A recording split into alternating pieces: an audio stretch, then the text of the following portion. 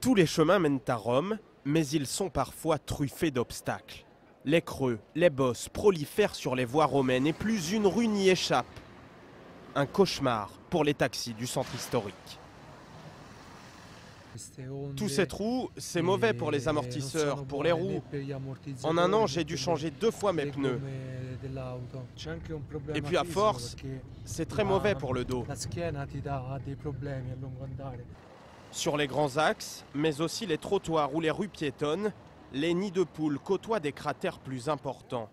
Et il faut parfois slalomer pour les éviter. De quoi agacer les Romains. Regardez, il n'y a qu'à marcher quelques mètres pour tomber sur un trou. C'est très dangereux pour les piétons et pour les vélos.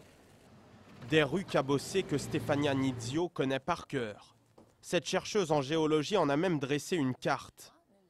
Ici en rouge, les zones les plus touchées de la ville. Et pour elle, l'explication est d'abord scientifique. Le sous-sol de Rome est un gruyère. Même avant les Romains, on creusait des galeries souterraines pour extraire des matières premières pour les constructions. Ces galeries sont encore présentes. Parfois, elles s'effondrent et vous avez un trou qui apparaît à la surface. Une petite cavité peut en fait cacher un grand vide dans le sous-sol.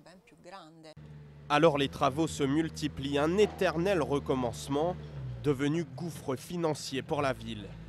La mairie privilégie désormais les sites touristiques. Il faudrait 1 milliard si nous devions réparer toutes les routes de la ville. Évidemment, c'est impossible. Nous n'avons pas 1 milliard d'euros à disposition.